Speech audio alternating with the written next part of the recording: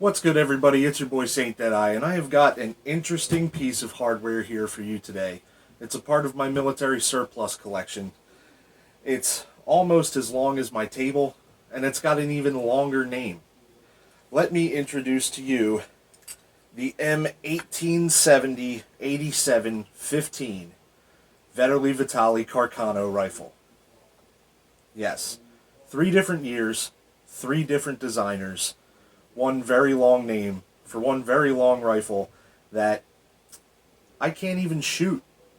And we'll get to why that is a little bit later in this video. But for right now, let's go over the history of this thing so I can explain why it has so many designations. This rifle began life in 1870 as the Vetterli rifle. It was a single-shot bolt-action rifle chambered in a 10.4 millimeter black powder cartridge. It served the Kingdom of Italy. Come 1887, the Italians wanted a repeating rifle. So, a designer by the name of Vitali stuck a 4-round magazine on the thing and called it a repeater. Still the same 10.4 millimeter black powder cartridge. And then it became the 1870-87 Vetterli-Vitali. Then World War I rolls around in 1914. The Italians are using the M91 Carcano rifle, chambered in 6.5 by 52 Carcano, and this is a modern smokeless powder cartridge at this point. However, they don't have enough Carcano rifles, and they need something to kind of bolster their small arms numbers. So, they turn to the Vetterli-Vitali rifle. The problem here is we have 2 different types of ammunition, the 6.5 Carcano and the 10.4 millimeter Vetterli black powder cartridge that I do not have an example of, unfortunately. Having 2 different cartridges on the front line creates a serious issue with the supply chain. So, to fix that issue, they took the old Vetterli-Vitali rifles, fitted them with an M91 Carcano magazine that holds 6 rounds in an en-bloc clip like this. Just like this, in fact. This will go into this rifle and feed and not really fire. I'll explain once again in a minute. And what they did to solve the 10.4 millimeter bore issue was they just shoved a 6.5 millimeter diameter barrel lining into the 10.4 millimeter diameter barrel. And you can sort of kind of see where they did that. I don't know if the camera is going to pick it up, but there is a ring there where you can see the original diameter of the bore and the new sleeve that they put on the inside of it,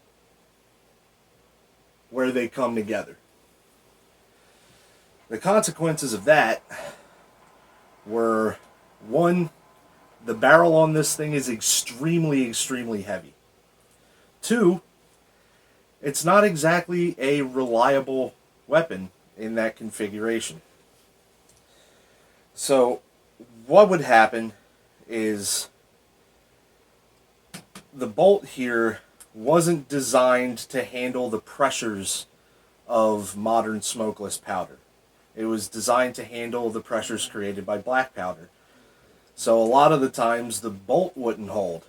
These things are prone to exploding when firing these rounds, especially modern, as in today, modern commercial ammunition such as I'm holding right now.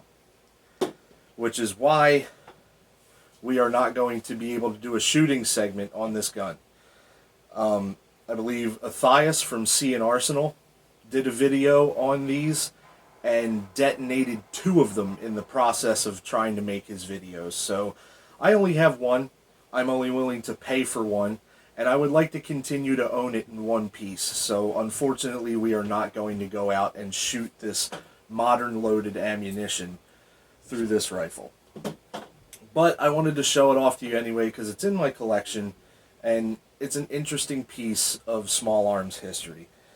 Another problem that these have is if you do manage to get multiple rounds through them, they have an issue where that sleeve that I mentioned, the 6.5 millimeter diameter bore sleeve, starts to back out of the barrel if it gets hot. You know, if it gets too hot, the sleeve starts to back out of the barrel, and then you have all kinds of chambering issues, failure to feed, failure to fire, squibs, this, that, and the other. So this isn't really a rifle you can use. And unfortunately, in World War I, the Italians found that out the hard way. Today, I have Google to tell me all this. So why did I buy the rifle? Well, just like the conversation you and I are having about it right now, it's a conversation piece. I plan on hanging this on the wall, and really, that's where it's going to stay. So, like I said, short video today. Just wanted to show you this rifle. You can't really shoot it. Yeah, the M1870-8715 Vetterli-Vitali-Carcano. Very interesting piece of history, and I'm proud to own it. So, there you have it. Really short video. If you enjoyed what you saw here, enjoyed this little bit of information I gave you and introduced you to a cool rifle that I own, hit like, comment, share, most importantly subscribe. We're almost at 150 subscribers now, and it would be cool to hit that before springtime rolls around and I start to really get back to doing way more shooting videos. As for right now, I figured I'd get this one out of the way since we can't shoot it, but there will be more shooting in the future, so look out for that. Thanks for watching. I'm Saint Deadeye. Peace out, guys.